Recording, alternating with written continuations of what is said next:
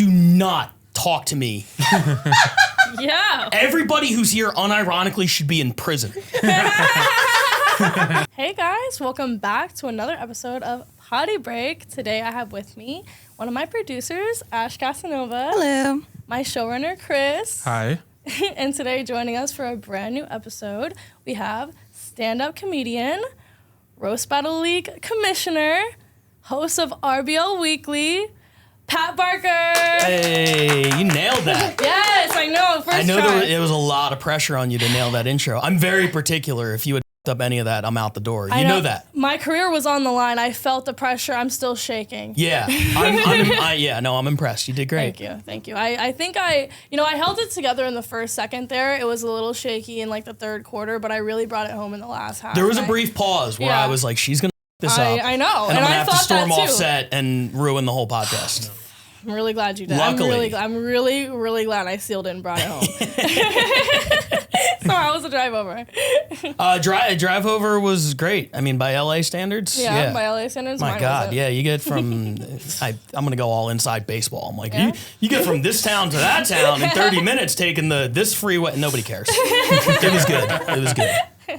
Yeah, no, I've actually, since moving to California, it's been a trip, but I have definitely learned like how to get from each freeway to, home basically. And it's a trip. I don't understand how people live out here normally, but I get it now. Where are you from originally? I'm from Florida. Well, I was born in Alabama, but I was raised in Florida. So like very southern and not used to all these people. There's too many people. Yeah, definitely. I think we can all agree on that. Yeah. I mean, it's a little bit better than like living in Arizona or Vegas, though. I have like a serious vendetta and beef against anybody who inhabits those places. I think that humans shouldn't live that far away from water. I think that that's messed up. I'm from Arizona, right? Listen, but you left. You have since you left. You got out, but I don't know. You're one of the good ones. Yeah, exactly, one of the smart you. ones.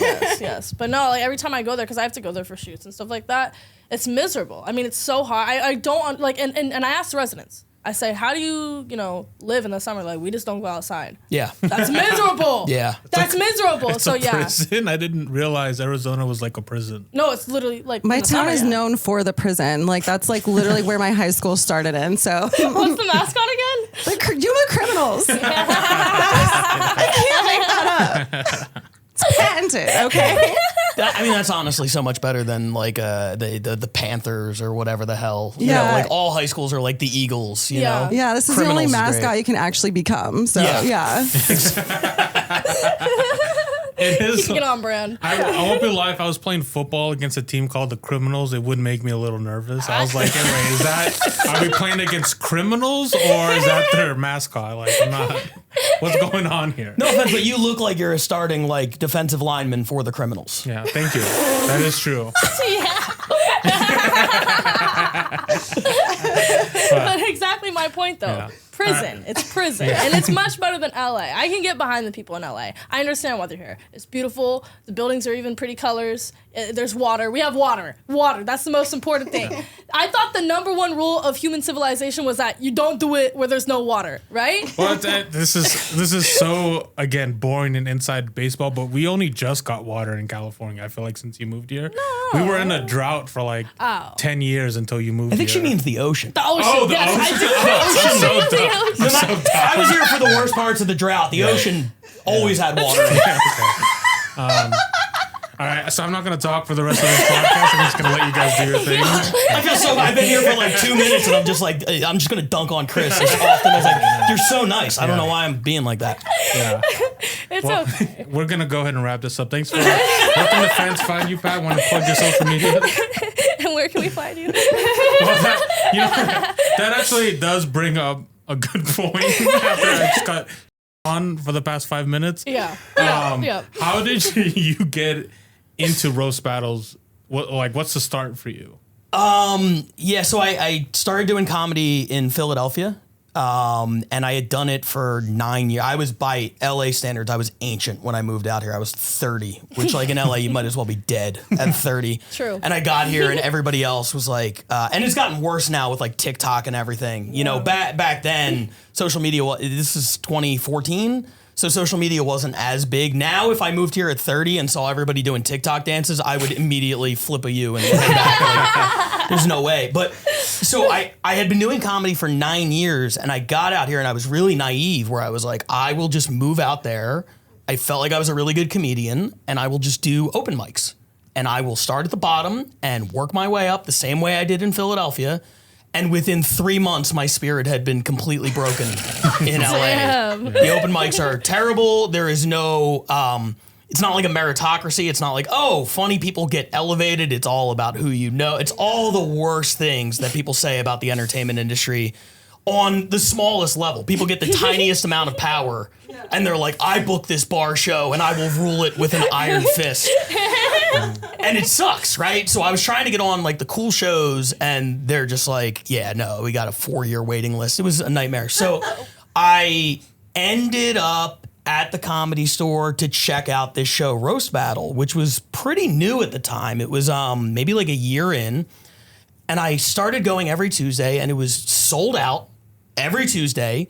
This was before we got the fire marshal called on us. You weren't there for this era, where like people were standing on top of people, packed in, like 150 in the belly room. Like, just to give, you've seen the belly room, you've been there. Like, and the crowd was like bloodthirsty. It was the hottest crowd I'd ever seen. And every week, Chappelle would be judging, Jim Carrey would be judging, like Jon Stewart would be like these huge names. Yeah. And I'm like, oh my God, if I could ever get on this show, but it's probably impossible. And then I found out that a lot of people are scared to do it. So they were like, yeah, we'll book literally anybody. Oh, we need battlers. So I was like, wait a minute. So all I have to do is write jokes, which I'm doing anyway, and I can get on stage at the #1 comedy club in the country in front of the hottest crowd, in front of these big like celebrities. So I just I gravitated towards it. I was always a fan of like the Comedy Central roasts growing up. So I love the art of like writing the roast jokes. I just didn't have like an outlet for it. So it just, it was a natural fit for me. Wow. So all you had to do was basically just have the balls to go up there? That's it. Dang. I mean, damn, shit was easy back then.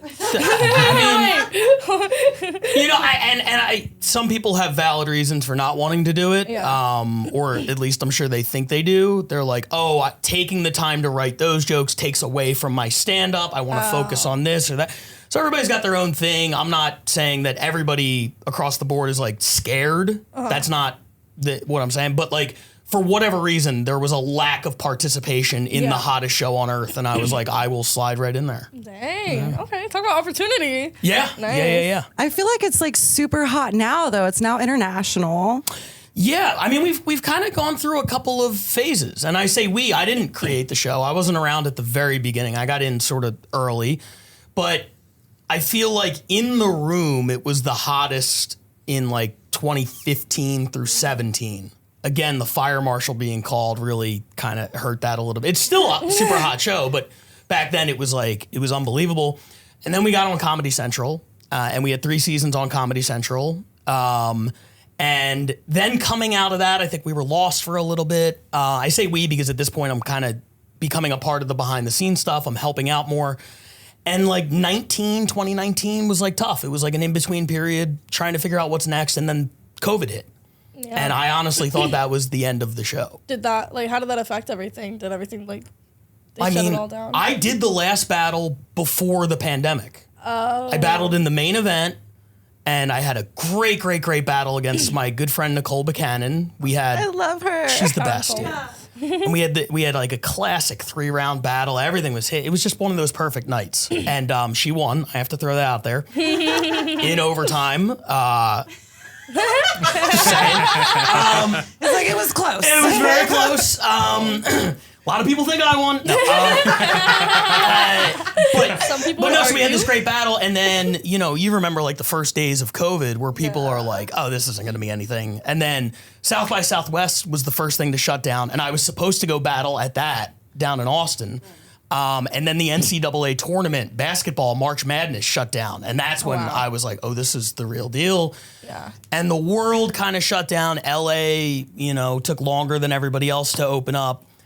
Roast Battle was trying to do different things to hang on. They were doing empty room battles in a studio and broadcasting them on like Twitch, and Jeff Ross was judging from his kitchen. Yeah, I remember Wow. the split screen of like people battling. It was just And like when they told me they were Yes. doing that, I was like, have fun. I'm not getting involved in that in any way.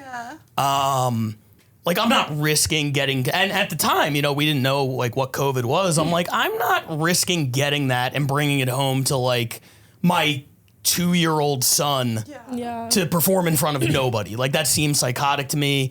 They did a couple in the empty belly room, and we didn't know what it would be. And then the first year back was weird. And then we kind of fell into this worldwide league where now, it's like, it feels like the second peak and it's still going up. It's so crazy because since I was in Florida during COVID, we didn't really have like that long of a shutdown. Yeah. So Yeah. Florida doesn't have laws. Yeah, Dude. we don't abide by rules. We abide by the man upstairs. No, I'm just kidding. I don't know what they abide by. Maybe I'm not sure. But yeah, no, we didn't really have a shutdown. It was like I think 2-3 months, and then after that, they're like, all right.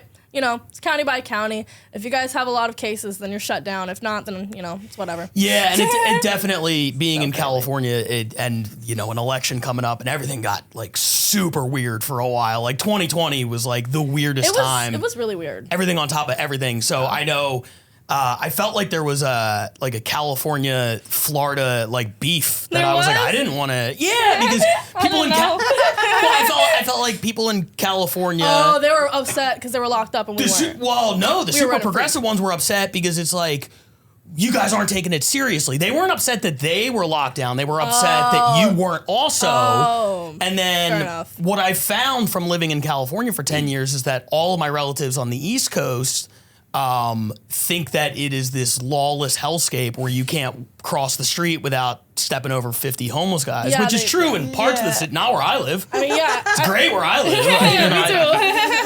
So It's only 20 homeless people. yeah, exactly. Only like 5. No, we have like 5 in Glendale. We know their names. Yeah. And that's very how it should be. small town feel. Yeah.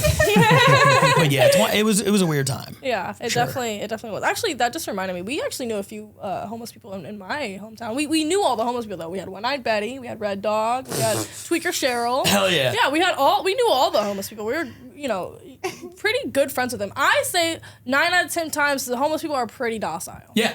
I would say We only had one. I grew up in a town of like 4,500, and we had one drifter. 4,500. Yeah. That's a really small town. Yeah. What town?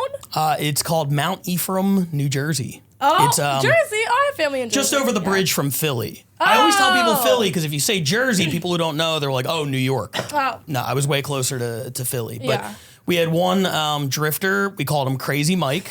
And Why do I feel like these are all characters from like the Pee-wee's Playhouse movie?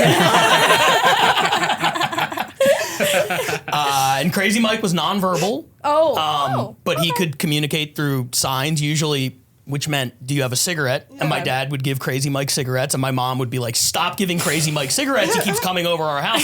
He would like wander into our backyard, Yeah. which in retrospect sounds insane, but at the time it was like, oh, Crazy Mike's here. We didn't think anything of it. It's like when your mom's like, don't feed the cats outside and they just keep coming back. Yeah. Very much. Crazy Mike was the cat of our Yeah. neighborhood. I mean, it's not meth. It's just a cigarette. Give him a cigarette. Yeah, I don't think we had, meth wasn't a big deal in Mountie from New Jersey when I no. was a kid now. What was y'all's thing? She's like, it has to be something. Yeah, what I drug? I think it was just cigarettes. No. But I'm naive. I didn't drink till I was 25. I didn't smoke weed till I'm 41 now. I didn't smoke weed till I was 38. And I've never done any other drug. So like, I don't know. Everybody might have been on fucking fentanyl. I have no idea. It's like your midlife crisis. You're like, I'm going to smoke weed now. What was that like being 38 and getting high for the first time? Yeah, I Like, want to know. Oh, it ruled. okay. It was great. I was like, why didn't I do this sooner? Okay, because it's either that or you get scared Anxious. and then like I don't want your whole life perspective changes and you're scared like you can't do anything else. I loved it, and I eased in with gummies, which like people after the fact are like, oh, edibles will you know, you'll go fucking crazy with edibles. And I never had that experience. It's been all good for me. Interesting. Did you you probably did like 10 milligrams, right? Started off with Started 5. Yeah. See, even better. Oh, so you're well, that's what comes with being 38 is you're smart. You know not to go. You know not to go for the star of death. It's like 1,000 milligrams for your first time. Yeah, no. That's a fact. There was a lot of wisdom that went into the decision, and I still don't know. Even to this day, like 10 will get me feeling good. If I want to be super fucked up, I'll take 15. And then you hear stories at the Comedy Store about like Joey Diaz or somebody like that who's like, oh yeah, he takes 20,000 milligrams of edibles before he goes on stage. It's like, what? I like that guy. I mean, I take like 300, you know. Really? You take how many? 300. Oh my Wait, God, for dude. real? That would kill me. My metabolism's like ridiculous. Like when people offer me edibles, I'm like, I'm just gonna eat your whole cake. Like it's just food for me. Yeah. But you probably have like good quality though, because y'all are sponsored. Well, at that time wasn't like roast battle. Yeah. No, we having a weed sponsor was great. We got to get that back. Yeah. Get one of Now we're those. getting sponsored by like meal prep kits. So how do you go from doing roast battles to working your way through like the behind the scenes stuff? Just show up. And honestly, that was kind of it. And be willing to work for free. That was the start of it. It was a really like community driven thing in the beat. Like we had a blog that nobody was reading outside of us. But there was like this sense of like community. That was the other thing I loved about it. In Philly, it was a smaller comedy scene, so there was a big sense of like community. And then you get to LA and it's all over the place because LA is so huge. And like you could literally do comedy for 10 years and someone else does comedy for 10 years in LA and you guys never meet. Yeah. Like that's how big it is. It's like, oh, he does comedy. He's a club comic on the west side and I'm an all comic on the east side. And like you're on different planets, right? So yeah, there was this big sense of community. We would write the blogs before the battles. We would preview the battles. They would write recaps of the battles, and we had the rankings and everything like that. And it was only for us, really. Nobody else got it. So I just got involved with that. I would help write. Eventually I got to judge. And my thing was just always, and I think this came from like moving to LA at 30. I think a lot of people who move here younger don't realize how few and far between opportunities can be. So they get an opportunity and they do B- work. My thing was like, I don't know if I'll get another opportunity. Yeah. So I got to do A+ work. Yeah. So that's always been my mantra. Everything I've gotten, not just through Roast Battle, but offshoots of Roast Battle has always been that. My first TV writing gig was because I got hired to write roast jokes for a roast of the NFL owners. And the guy hired me and he's like, hey, this thing, I need these in 4 days. Can you write me 30 jokes and I'll pay you $250? Oh, wow. Now I feel like if I had been 23, I'd have been like, oh my God, I'm getting $250 only to write 30 jokes. I'd have written the 30 jokes. I'd have gone out and spent the $250. I'd have never talked to that guy again. But I was like, at that point, 33. And I'm like, I don't know if I'll get an opportunity better than this in LA. It's so crazy out here. So I wrote 322 jokes. What, in 4 days? 4 days. I figured there were 32 NFL teams, 32 owners. I'll do 10 per owner. That's And I just like locked myself in my room for like 4 days and I wrote these jokes and he ended up bombing at the gig. Oh. That's the funny thing because the owners didn't know they were being roasted. They thought it was a dinner to celebrate them. Oh and it turns out a bunch of like 75-year-old white billionaires are sensitive. Oh. And they're like, Who would have thought? That's how we got it right. That sort of happened to Theo Vaughn. Yeah. Theo Vaughn got asked to speak somewhere and he thought it was a roast. And he roasted the fuck out of this guy and it was supposed to be just honoring him. Yeah. Oh my God. And in our world, a roast is honoring you. Yeah. Like, if somebody was like, how do you want people to honor you? I'd be like, come make fun of me. You know what I mean? But to people who are not in our world, that's psychotic, right? It's like, I thought you were going to say nice things. You're just being a dick. Yeah. So he went and he bombed, but he realized, he was like, the jokes were great. It wasn't the jokes. So then he was like, do you want to be my writer's assistant, work a few days a week? I would go up to his house, help him with projects.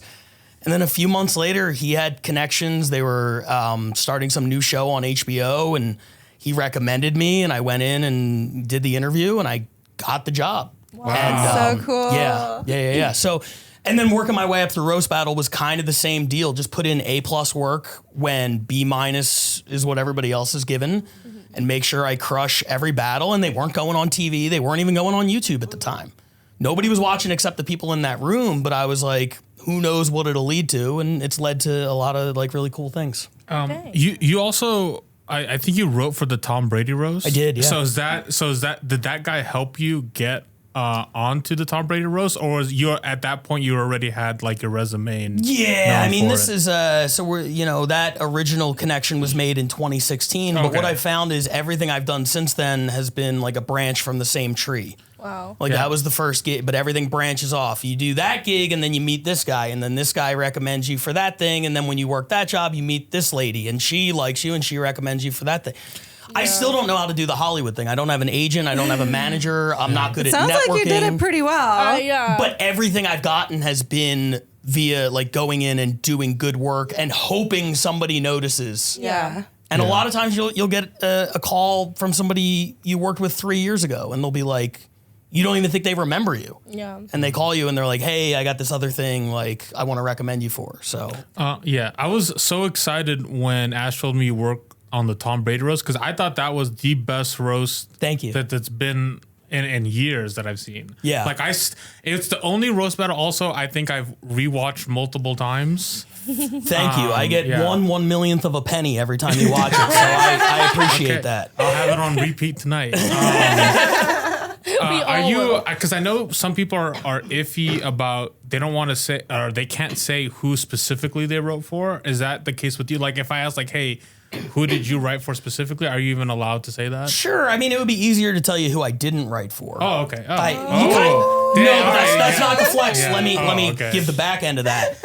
Everybody who was really, really funny that you probably thought was the best, I didn't write for them. Oh, okay. So what happens is the fun gig is getting hired directly by one of the comedians, right? Like Nikki Glazer killed it super That hard. was the best roast ever. It's on the Mount insane. Rushmore to me of like best roast performances ever. Yeah. Tony Hinchcliffe killed it. Andrew Schultz killed it. This happens a lot of times in roast. The trained professional comedians kill it the hardest. The problem is they like to keep their shit like under wraps. They don't want us to know a lot of times what they're doing, so they will hire their own teams. And it's the people who are not in the room. You get hired to be in the room, I'm not really going to get to write for Nikki. Maybe I'll get a line in somewhere if she needs something like day of or whatever. I'm not going to get to write for Tony or Andrew or any of those. I have to make Bill Belichick funny. I have to make Rob Gronkowski funny. That sounds way harder. It is. Yeah. It's 1,000 times harder, and I'm way more proud of it. But by the same token, it sucks when you meet somebody and they're like, "Oh yeah, Nikki killed it. I'll bet you wrote a bunch of her shit." And you're like, "No." Remember Randy Moss? That's me right now. Not to brag, but yeah. That's all me. It's way harder to write for guys who have A, never delivered a joke professionally, and B, have like massive head trauma in a lot of cases. No. Well, I'll say, man, I don't want to accidentally burn any bridges for you, but I'll say the worst performance of that roast wasn't even by the athletes. It was, I don't know what they... You're talking about the duo. Yeah, I'm talking about the duo. I don't want to hurt your interesting. career. I thought you were going to say somebody else. Okay. No, I was going to say the duo. I don't even know, like, they did like a PowerPoint presentation. And those two guys are funny. They legitimately are funny, and I don't know what that was. So I would say, yeah, was that you two? That's the only thing I wrote for the roast was that I got hired to write the PowerPoint presentation. You did all the photoshopping. The PowerPoints. Okay, so I would say like, yeah, if you did the athletes, like that wasn't like a down point for me. It was like this random PowerPoint presentation that I had to watch. I mean, honestly, all of the football players, because I've written for like a bunch of these with athletes, and I anticipated the worst. I was so pleasantly surprised with how everything turned out. In fact, that was my second time writing for Gronkowski on a roast, and the first time was such a... Did I ever tell you this story? No. So... Breath you took. Lock in. The year is 2017. Fog rolls in. And David Ortiz, the baseball player, from the Red Sox had just retired, and they were going to do a charity roast of David Ortiz in Boston at this big theater. So they got Boston athletes, they got Boston comedians. Bill Burr was on it, a few other guys, and Rob Gronkowski was one of the people. Now this was supposed to be televised locally on like Boston sports TV, Nesson, and I got hired to write for this thing. And when you get hired to write for these, a lot of times you're just writing a whole bunch of jokes. And you're like, this isn't for anybody in particular. You're just sending them in, and then the head writer decides who gets what, right?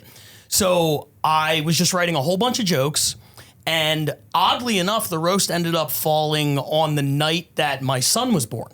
Oh, wow. So I was not there. I was in LA for the birth of my son. Good for you. Yeah. Just fucking miss it. That is a rarity nowadays to be there for the birth of your son. I don't know how I would have explained to him, like, there was a C-level roast that Daddy had to be at. Daddy had to be His there. birth video is just the roast. Yeah. So, Fuck yeah, brother. so I sent in all these jokes, and I was so focused on my son being, I didn't pay any attention to anything, right? So the next morning, there's an email from one of the like head writers or whatever, and they're like, hey, the roast was a massive success, so-and-so did this, so-and-so. And I knew that Gronkowski ended up with a lot of my jokes. And then they got to Gronk, and they were like, Gronk kind of did his own thing, but it was fun. Everybody liked it. And I was like, oh, all right.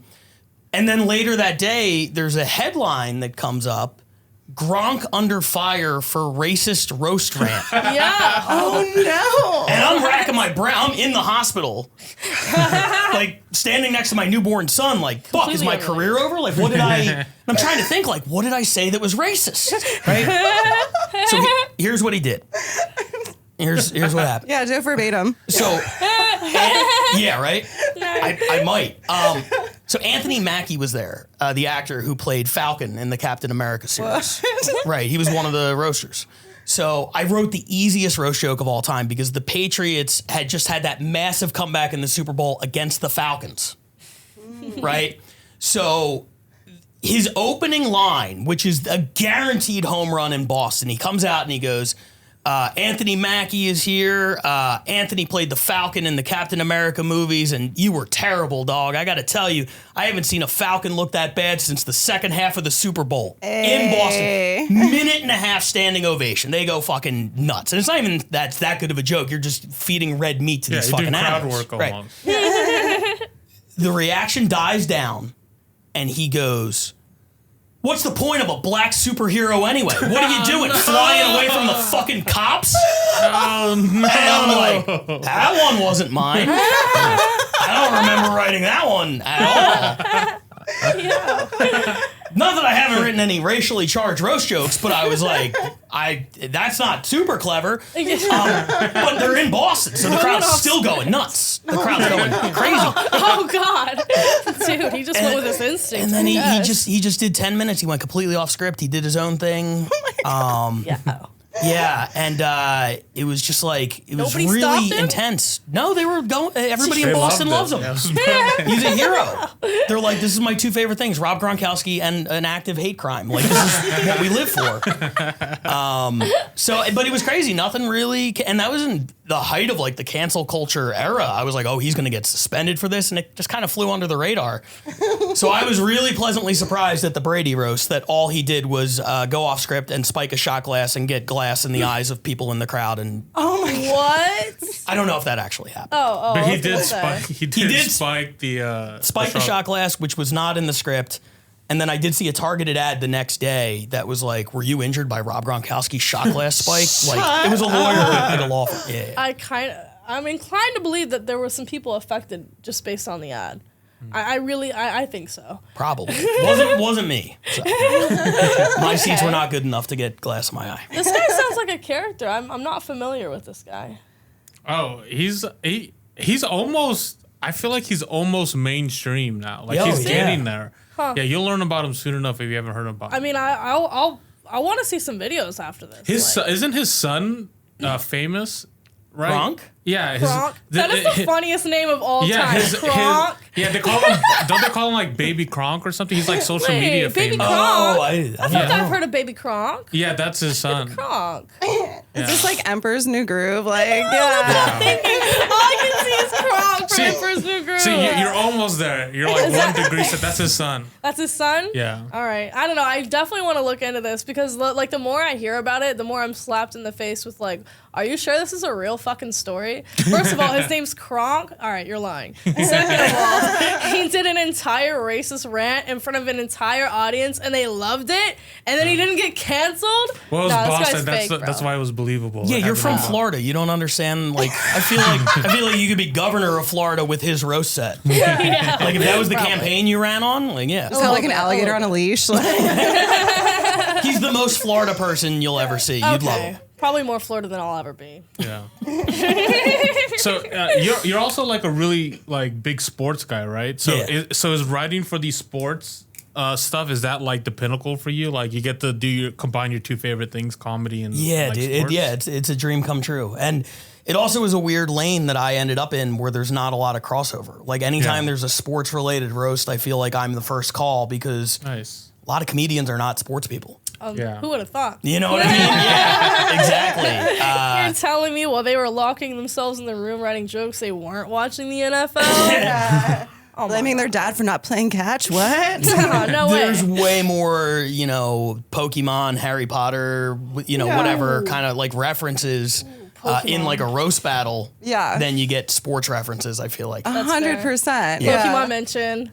You a big Pokemon person? Big, huge. Yeah, my whole room is like decked out, and I didn't realize how much of a Pokemon fan I was until like a few weeks ago. I like was walking to my room and I looked around. And I was like, "Damn, I have like 10 posters." I'm Really? Like, yeah, I think I have a problem. Like stuffed animals? No, yeah, I don't have stuffed animals though, but I do have like a bunch of like bongs and bubblers and stuff, and they're like lined on my windowsill. So there's like a bunch of little like figures, and then there's like posters all over my room. I'm like, dang, dude, this is like awkward. Like, I wonder what men think when they come over. They probably don't care. No, they don't. They're just happy to be there. They didn't even look at. Trust me, you get into the bedroom, it's like you could have like literal pictures of like dead bodies on the wall. I'd be like, I'll worry about this later. I'll cross that bridge when I get there. As long as the bed's clear, I think we're good. Exactly. Even then, I think we can get. The bed doesn't even need to be clear. No, on God, I don't even think they looked at the wall. Matter of fact, the lights are pretty dim when they come over. I just went to the Pokemon like superstore in Tokyo. You did? Yeah. How was that? Cool. Explain everything in detail. I don't like Pokemon, so it was nothing to me.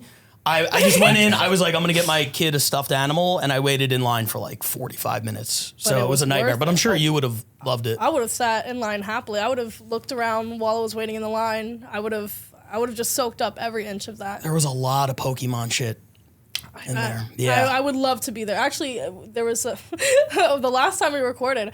What did you brought up like Burger King, like the freaking cards that came in it, and I knew exactly, or just a Happy Meal or something. She was like, "What restaurant was doing that?" I was like, "Burger King, 2004." Like, I knew exactly what it was With the gold-plated Pokeball. Oh God, dude, with the little cases and shit. I remember, dude. Yeah, no, Pokemon is like an obsession. So when you mentioned it, I was like, ugh. Do you do cosplay at all? No, I should. People, because she's Misty, right? Like that's the first thing that I always think of. Yeah. I think I'm Misty. What is Misty? Oh, She was the girl. Yeah. okay. So in the series, like, because Pokemon, they have the cards, the stuffed animals, the Pokemon Go, then they have all that shit. And in the TV show, there's like 3 characters. One of them's like a redhead. Her name's Misty. Got it. I would be her if I'm assuming. But me personally, I don't know if y'all watched that far, but I am more of a May if I do say so. Oh no, myself. I was just the original. I'm an original guy. That was, it wasn't that far after. Oh, okay. We're just old, Myra. Leave us alone. All right. Never mind. Sorry. When Pokemon came out, I was almost too old. So Past your time. But also, I heard you kept mentioning something about the fire marshals showing up. Can you explain that? Because I don't know that much about the history of the Yeah. So can you explain that, please? Yeah. So at the Comedy Context. Store, there are 3 rooms. Yeah. There's the main room, which holds like 400 people, right? There's the original room, which holds maybe like 150 to 200. And then there's the belly room. We're up in the attic, and it 70? Comfortably seats 50, 60. But this was such a hot show that all the comedians wanted to go, and they would make us stand in the back. And it was and I'm claustrophobic. Like, me too. I hated it. That's how much I loved the show that I would do it, even though it made me so uncomfortable. And then what happened was, here's this comedian, I won't name her because she doesn't deserve it. But she's a psycho. She's legitimately like an insane person. And Look straight into the camera. very, very unpleasant to be around. Hopefully she doesn't do comedy anymore. I don't know. You just described about 1,000 comics. Yeah, It's all exactly. female comics. That's why I'm like, I'm not even, nobody could even narrow it down at And this it was point. actually just Ash. No, you would have hated this girl. Oh, good. You would have hated her. I love gossip. Yeah, she was booked for a battle, and it was like her first battle, so they had her going up first. And she got there, and she's like, and at this point, I'm not booking the show, so I heard this all through second party or whatever. But she basically went to the producer and said, "Hey, I got friends coming, but they're not going to be here till later. Can you put me on later?" Which, like, in stand-up is something that I guess you could do. People request to go earlier or later to get to another spot. Yeah. But that's not the way it works in roast battle. It's your first battle. Like, we're not putting you on right before the main event. Yeah, So earn your spot. Yeah, so they told her no. They were like, you're up first. You'll be up first at this time. And she left. So then when it was time for her battle, they called her to the stage, and she didn't come. Oh, well. Because she was basically like, I'm not going up early. So they gave her opponent a win via forfeit. And I think she hit the producer back to be like, hey, what happened? And he was like, what do you mean? You weren't there. Yeah. So then I think she was like, well, I want to go back up like this week. I want to battle this week. And he was like, no, I can get you on in like 2 months or whatever. We're all booked up. And as her measure of revenge, she called the fire marshal. And was like, this room is over capacity every Tuesday. Oh my God. And they came in, and she was right. She wasn't lying to her credit. I mean, it was over capacity. And then there was a big crackdown on like comics like standing around. And it really, the energy dropped by like 40%. What a bitch. Is she blacklisted from the Comedy Store now? I thought you were going to say, is she black? What does that have to do with anything, Chris? Yeah. Jesus Christ. Can you stop saying that? I just got this job, okay? I can't keep losing it. You're doing great. I don't think she's on any official. I don't know. Okay. I don't work for the Comedy Store, so I can't comment on that. I know. Because they got to know her, right? Like, I know as the booker now, if she ever were to contact me and be like, hey, I'd like to roast battle, it's a hard no from me. Yeah. But Yeah, I don't of know the course. building itself. Yeah. That's insane, like the ego on some people. Yeah. Yeah. Like, Calling the whole fire marshal is like the high school equivalent of calling the cops on a party that you weren't invited to. Seriously. Yeah. yeah. Yes. That's Like, Nailed it. That's exactly what it is. That's actually crazy. I mean, that's pretty petty and very immature. I would be embarrassed. I don't Yeah. understand. Well, okay, for me, I always think I'm smart, and then I realize I'm not that smart because I don't understand why people do stuff like that. I'm like, just get Yeah, over you it. Doesn't mean you're not smart. It just means you're a nice person. Yes. Yeah. It has nothing Means to do you're with a your. normal, healthy human being. If you Yeah. can't put your mindset in the mind of a mentally ill person. I guess so. I figured perspective is, it's good to understand that, but I just don't, like, was she not humiliated, embarrassed? Does she not understand she's burning bridges? No, this person had no shame or whatever. It's probably just like a weird power play. Like, I don't know. It's really kind of fresh in her career, or Yeah, I guess was it? whatever. She I knew? don't know where she was at. She was lying so much about her credits and everything, and this I'm gonna sound old, but this era where like the objective is not to make the crowd laugh, it's to gain followers, and even if that means buying, like I have friends who I know have bought followers, and I'm like, what does that get you? Yeah. Like it's so weird to me. I'll never philosophically understand the concept of like you wake up and your post has 400 likes.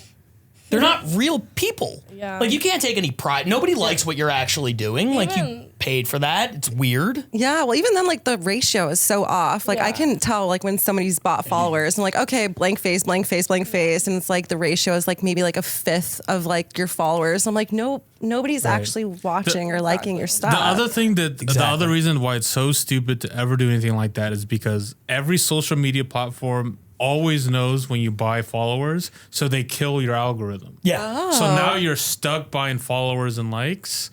So it's like you just screwed yourself. Now you can't grow your account naturally.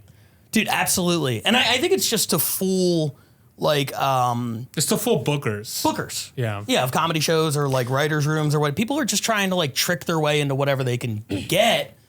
But it's like if you're not talented, like that's gonna catch up with you eventually, or maybe it won't. I don't know. It's a weird. Right. I haven't figured it out. So what the fuck do I know?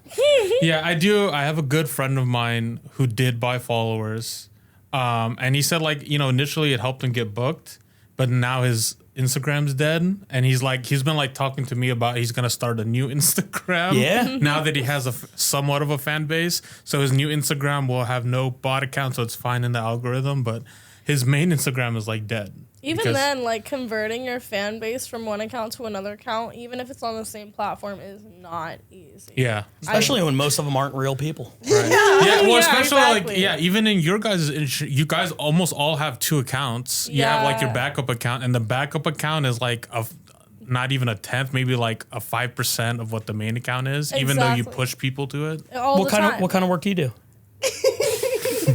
Y'all didn't tell him? The best kind of work. No. Yeah. God's word. Volunteer? You work at a soup kitchen? It's close to a soup kitchen. Can I say That's like? just Yeah, a you can couple scenes. Yeah, don't say the P word. Say like adult. Oh, okay. I do adult film. What? Surprise! Get the fuck out of here. With a name like Myra Moans? Yeah. Come on. Give it away. Yeah. No, I had a feeling. That was a guess. I think my favorite term lately is the what is it? A mattress actress. Mattress Oh actress. yeah. I saw that one online. I started using it because it's the only one that doesn't get banned from social media yet. Yeah. We're gonna have to come up with a new one pretty soon. Yeah, because we also say corn star. Corn star, and that yeah. one is kind of It's overdone. So Yeah. wait. Help me understand this. I'm being genuine now. That the P word yeah, the P word. Keyword. will get you. It gets you age restricted or immediately demonetized. A lot of people disagree with me. I don't really care about getting demonetized because YouTube, you don't even make that much money from ads anyways. So Tell me about it. yeah, so it doesn't really matter. But what matters to me is getting age restricted, because if you get age restricted, your video's dead basically. You have to have a verified account that's 18 years old, and no one logs into their YouTube accounts. I don't. Or even want to put in the effort Yeah. to verify their age, so no one's gonna see it. So that's why I'm kind of just extra careful about the words we use when we talk about Myra's industry. I get. I mean, that's definitely something we run into with roast battle as Yeah. well. It just surprises me because I go onto Instagram and I go to the Explore tab and it is literally all. Yeah. Yeah. We went on one of our episodes. I went on like an angry. Well, yeah, we all kind of did an angry rant that like people are doing like just showing their boobs, doing fake breastfeeding videos. Yeah. And I'm like, okay, I got a lot of that too. Yeah, it's an epidemic. It's happening to everyone. I don't think normal people get that in their feeds. Yeah. I think normal people my age are like, here's a guy power washing something. Yeah. I think the amount of I get power washes in my feed. I don't know. If they're reversed. different kind of power wash. Yeah, you're just looking for hose. I love it. I actually really do love a good power wash. I like yeah. to watch the driveway get clean. Very Is that just satisfying. me? Yeah, no, I Yeah. really do. I have a lot of those on my. That actually is, there is a pretty big market for. There's actually video games on that now. Oh, really? Power washing video games. Oh my you can God. do that? Yeah. Myra's gonna leave right now just to download it. Yeah, so thanks for coming. I gotta download something. I really do fast. have somewhere to be. That's going to be my new path. After Yeah. 20 years of pursuing comedy and writing and everything, I'm going to be like, the Twitch streamer who plays the power washing video game. Sorry, guys. There Something is- better is calling. There is Twitch streamers that play the power washing simulator, and they're doing pretty good. That's what I'm They saying. beat me to the punch. yeah. I don't know. I think I really actually might start streaming. Like, it's not even a joke. I've been contemplating this for like a year. I Yeah, just we have to- we actually did talk about that. Yeah, Remember? I just have to Yeah. get a fan to like buy me a PC setup because I'm not buying it. Okay, looking We can directly, build one. We can record you building one I too. would be down, but I have to Look directly into buy the camera parts. and say, Oh, yeah. look directly into the camera and say, if only a fan would buy me a computer. And I Just like that? Yeah, I Yeah. can Twitch stream. If only a fan would buy me a computer or something. Was that good? I'm gonna cut it. We'll move on from this. Jesus! Now Now it's on Chris me. from the top rope. Jesus. Tell me to do it.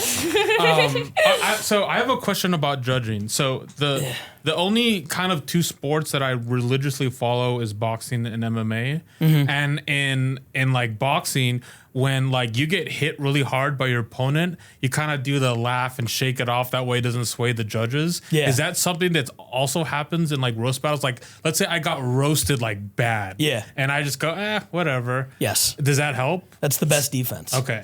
Always laugh at your opponent's jokes. Always look like you're having fun up there.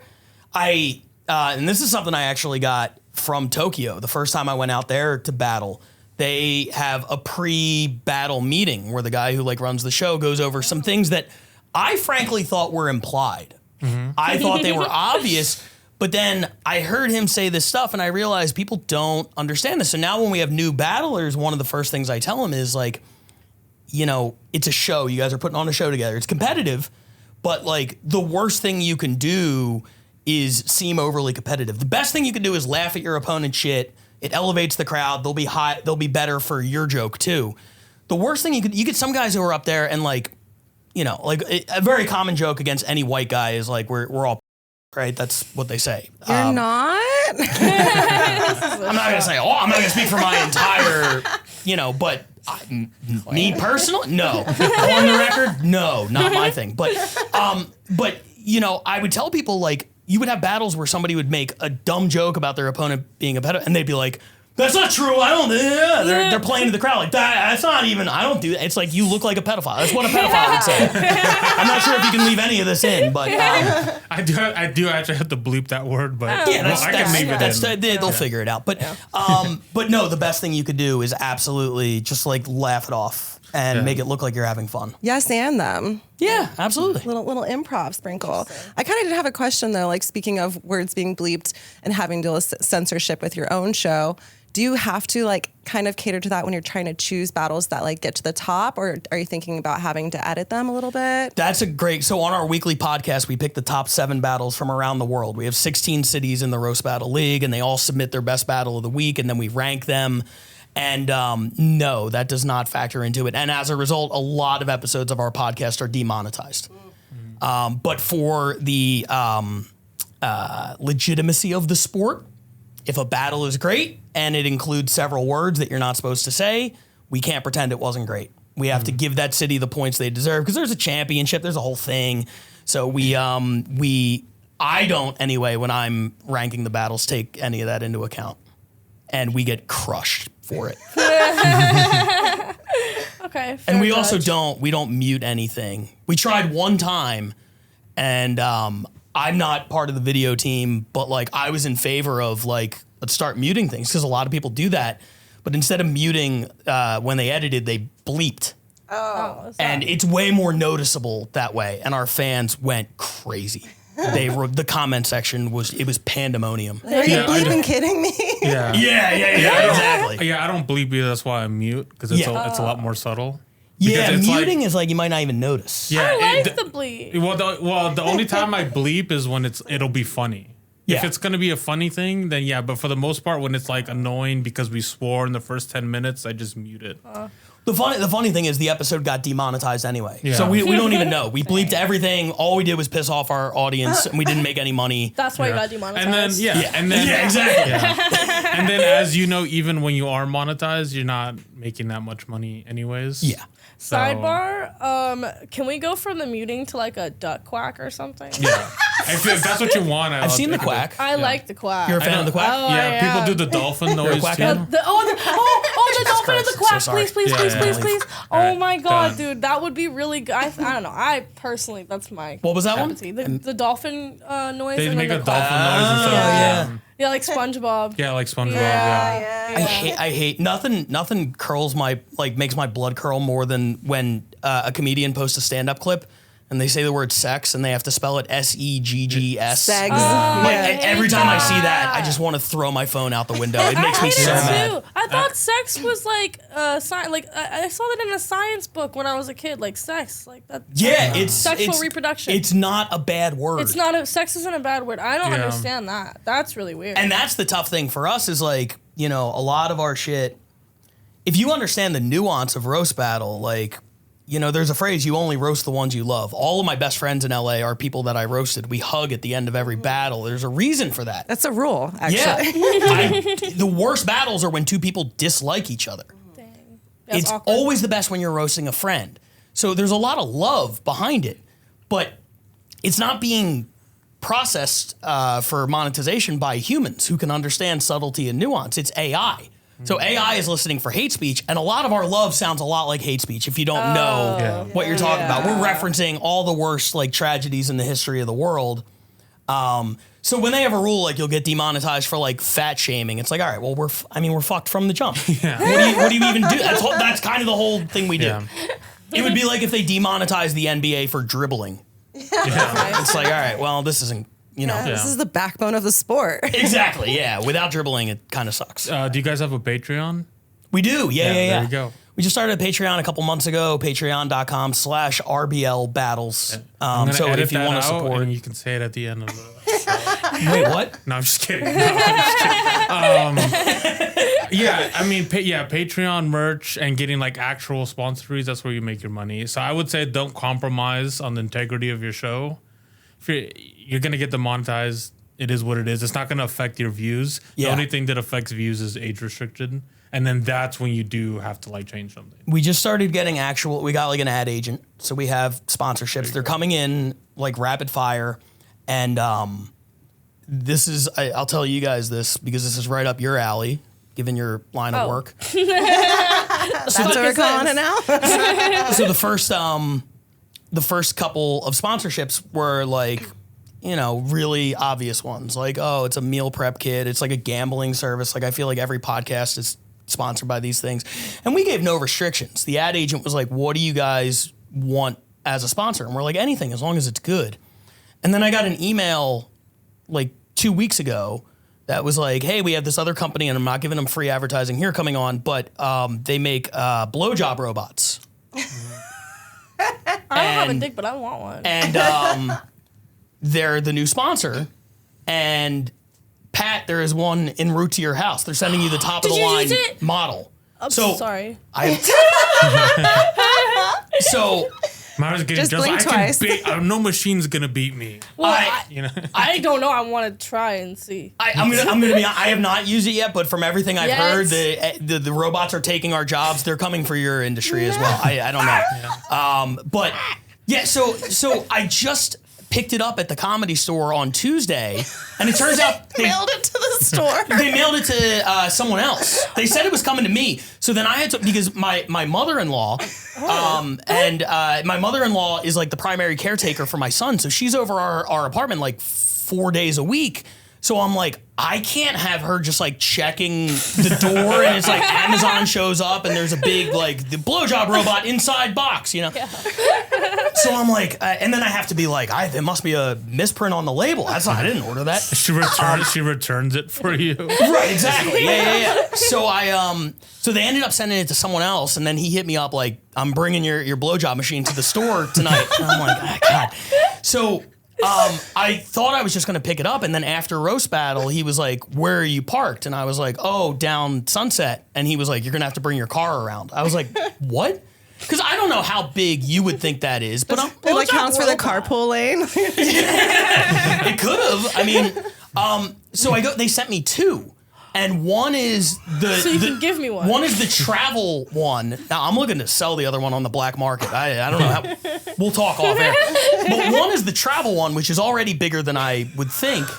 And then the second one is fucking enormous. It looks like I ordered like an end table from IKEA. Like the box is so big. So I had to take it home. My mother-in-law was spending the night at our place on Tuesday. I have to sneak this thing in the door. I'm 41. And I'm like creeping around my own apartment, like looking around the corner. So I sneak it into our bedroom, and we don't have a lot of space. So the travel one, I find room in the closet. And your carry-on. You could not check this as a carry-on. If you took this to the airport, you would have to check it. That is how I've seen the Spirit like carry-on thing. This would not fit in there. Oh my God. That's kind of crazy. You have to check this thing. So I can't find a spot for it. So I took a towel and I just sat it in the corner and I threw a towel over it and then put a vase with flowers on top of it, hoping nobody would notice. A giant fucking box with like some random covers and a face over it. They're gonna notice. Nobody has yet, knock on wood. But yeah, so I'm immediately like that one. I have to find somebody to take it. And like I asked, there's Frank Castillo initially that night was like, I'll take it. And then I texted him the next day. I'm like, it's all yours. He's like, nah, dog. My wife said I can't have it. And then introducing a third, you know. Josh Meyerowitz, Autistic Thunder. I'm like, this is right up your alley. He's like, I politely decline. I'm like, what? I'd say that. I will say if you are trying to sell it, and since you're new to this industry. So it might not make sense, but if it's used, it actually sells for more. Yes. I'm sorry, what? Yeah, so keep that in mind. If it's used, you can sell it for more. Yeah. Oh, yeah. Explain. Well, because. Oh, I don't know if you want us to explain. Yeah, I don't know if we can explain. Yeah. What are they using your DNA for? I'm slowly DNA. processing the words that you're saying, and they're so upsetting. I'm so upset by this. If we just say it slower, I was trying to get you some money, man. I don't Yeah. And in fact, I happen to know a buyer who will buy it unused, but also used. Yeah. Okay, well, link me up with. I'm only selling it unused. Oh, I'm going to be very clear about this. That's fine, I guess. But I do not intend to use it and then sell it. Yeah, I didn't name once her. I use it, it goes in the dumpster. What? It can't be a one-time use. I'm not giving. You know how much people freak out when there's cookies on a website. They're like, they're not taking my identity. I'm not going to literally jizz into a thing and then give it to somebody. It's like have a clone in 2 years. That's insane. Why would I'm going to end up fathering kids I don't even know about, all because I wanted to make $80 from a sponsor, so I got my dick sucked by a robot. This isn't a reality I can live in. No. More than 80. What? You could get more than 80. Yeah, at least 90. Yeah. I don't know the sponsorship deal. I didn't make the deals. I just have to test the products. I'm just saying. You have to test it? Yeah, legally he has to test the product. That's the thing. I think if I don't, it's a breach of contract. Yeah. I'll test the small one. That's what you tell your mother-in-law. And legally, I'm stuck here. I'm in a bind. I've already thought about how I'm going to do the ad read. Yeah. I'm a sick fuck because it satisfies me that he has to use it. Just thinking about it. Yeah, I will use the small one. That's my compromise. Whatever, man. I would use the big one first. The big one, is it like an actual person, like robot, like human, like big? No, like, I don't think so. So I haven't opened it, but it just looks like. I don't know. It looks like a fucking vacuum cleaner. The most perfect description we've ever heard. I don't know what it looks like. Never seen it. I mean, I saw on the. I'll show you a picture. Later. I would like to see it. Yeah. I would like to see it. Are you sure it's not folded up in that box and maybe it's a big old robot, like, and it's in it, like, oh, you know what I mean? I don't know what's in the. Sorry. It's just like the movie Seven. I have no idea what's in the box, and I'm scared to find out. What's in the box? Will find out. I will find. I'm sorry. This has been the most exciting. We'll do an unboxing video on a future episode of. Yeah. We'll have you back. God. Yeah, we'll do. That'll be for the OnlyFans exclusive episodes. We'll have you back on to do an unboxing. We did an unboxing video in Tokyo. So I was over there with Keith Carey and Kim Congdon. And you battled. And I did, and Keith and we all battled. Yeah. So 3 Americans, we go over there and we battle in Japan. It's crazy that this is like a thing. But those guys, and I mean this in the best way, are just absolute degenerates. Oh, yes. I was going to say monsters, but kind of It close. was a very fun hang. Very fun week that I barely recovered from. Yes. But we were just like wandering through the streets of Tokyo and we found this sex shop and they had for $13 American. Everything is so cheap out there, American. Really? You could get a happy bag. Good to know. Yes. Oh yeah. I mean the one night we went out, all you can eat sushi and it was like $7. And you can't tip. They don't accept tips. Like they won't even allow you to try? No. I like to No. Just like slipping it in their waistband. Good. Stripper shit. Yeah, I didn't think to try that move. Maybe next time. But yeah, $13 gets you a happy bag, which is just like a Santa sack full of mystery sex shit. Sack. So we came home to the Airbnb one night, hammered at like 4 a.m. and we were like, let's fucking open this thing up. And we're like, it's a dildo. gets condoms that look like Mount Fuji. Psychotic. Imagine your dick having a mountain on it. Yeah. That's really, I'm sorry. Mountains in the mountain. Yeah. All right, y'all got me on one now. But that's actually cool. I can imagine like they have like a more of a variety of sex toys than we do, but they're probably not as good or something. It's freaky. Yeah. It's a weird experience walking through a Japanese sex shop. They got a lot going on. And then It's like octopuses. Like the sex shop. Tentacles. The weirdest shit was actually in this like comic book store we went, because one of the guys that was like part of our group thought, this is total dude shit. It's like, what's the funniest thing I could do for my guy friends? Let's find the gayest like manga, yeah. because they it's a big like cartoon fucking culture out Yeah. there. Oh yeah, Hentai. hentai. Yeah. Yeah. love that. Really? Yeah. All right, so we need to talk because we searched out like the gay stuff, Yeah. right? Of course. So we go to this place and they have Best in the stuff. back there's like all the adult stuff. So we go back there, and at the time I was wearing a 76ers t-shirt and a Phillies hat, and some guy pointed me out and he's like, "Hey, double Philly." I'm like, "Do not talk to me." Yeah. In the head, everybody who's here unironically should be in prison. Listen, hear me out. Okay. It's not that bad. No, it's fucking horrific. Go ahead. right. I will keep an open mind, but I really thought there should be a sting, like a raid on this place, and all these people should be in jail. But explain to me. I watch, okay, me personally, I don't like look at the pictures. I like the videos, and usually I like the videos based off the TV shows that I watch, like the cartoons and stuff. Y'all are lying to me right now if you don't want to see Jessica Rabbit get piped by Bugs Bunny. You're lying. I don't get it. Bugs, Really? but she's Sometimes cheating it'll- on Roger Rabbit. What? Like Jessica Rabbit and Sometimes Bugs Bunny? it'll come up as like an ad on like Cornhub. It'll Thank be you, like thank you. yeah, like Homer Simpson. gonna say Marge, fucking yeah. and I'm like, Yeah. who is watching this? It's you. Well, Wow. okay, I don't like Marge and Homer Simpson porn, but like I would click on it. Peter and Lois. Yeah, I'd watch There it that. is. Whoa, Peter and Lois over Marge and Homer? Huh? Well, explain why Peter and Lois over Marge and Homer. Because Lois is a they're not- redhead. She's putting herself in those shoes. She is fucking Peter Griffin. It's not even just that. Like, Okay, I get it. I don't know. Like, also just like for me, like the yellow dick isn't gonna do I it was for gonna me. say normal skin tone. Yeah, I Maybe. think it'll get off better. Also, like, I don't know. Lois a freak. She's thick. Like, oh my god, I don't know. I love how our number one complaint was like, I want my cartoon porn to be realistic and a yellow dick. That is why I focus on octopuses fucking schoolgirls. Listen, I do like the tentacle one too. What? Yeah, I Oh like when my they get God. eaten by the thing and then they get fucked while they're being eaten. That's crazy to me. I don't know. It's weird. Dude, I am desensitized. I've seen way too much at this point. You have to start leveling it up.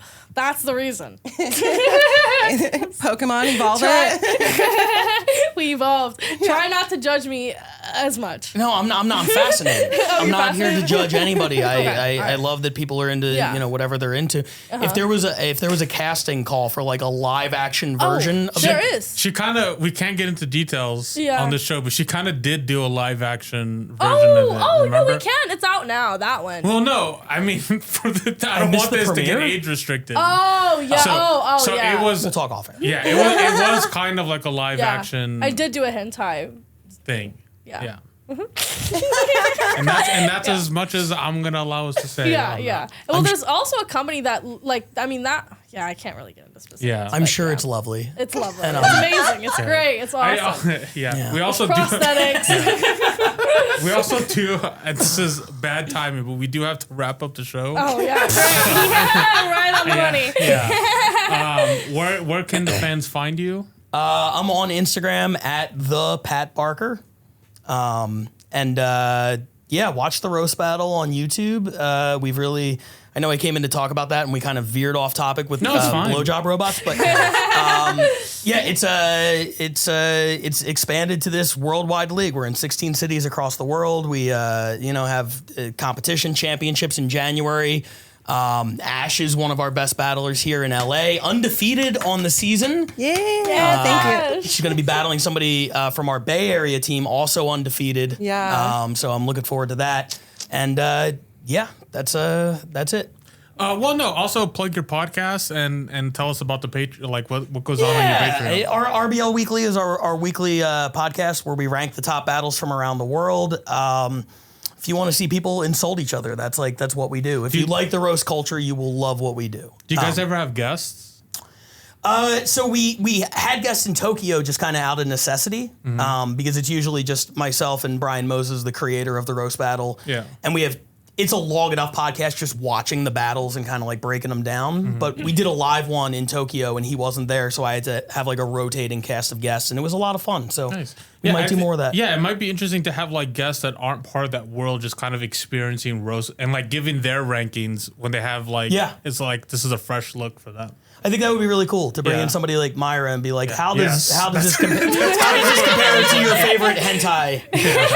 You said it, not me. Yeah. But I can totally let you know about the hentai show. And what do you guys do for your Patreon? Like, is it just like behind the scenes stuff or uncensored? Yeah, well, we left everything uncensored on YouTube, that's the good news. If you like uncensored, it's all uncensored on our YouTube. We release a lot of the stuff early. We have a couple of Patreon exclusives, which are battles that are not available on YouTube or anything like that.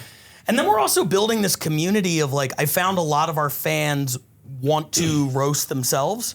So we host writers workshops. We do monthly like Zoom battles where the Patreon members can battle each other. And like, I found that that's the shit they gravitate towards a lot more, is like really being involved in the process as opposed to watching the thing a month before it comes out on YouTube. They're kind of like, they could take that or leave it, but you give them a chance to like battle each other and write roast jokes or have a writer's workshop with some of our best battlers from around the world and pick their brains, and like that's the stuff they're really into. So. Oh, that's so nice, and that's really cool too. Yeah. So all right, nice where can we find you, Myra? Oh, me? Oh, okay. Twitter at Myra Moans, Instagram at Myra Moans, OnlyFans at Myra Moans. Everything at Myra Moans. All right, cool. Thank you.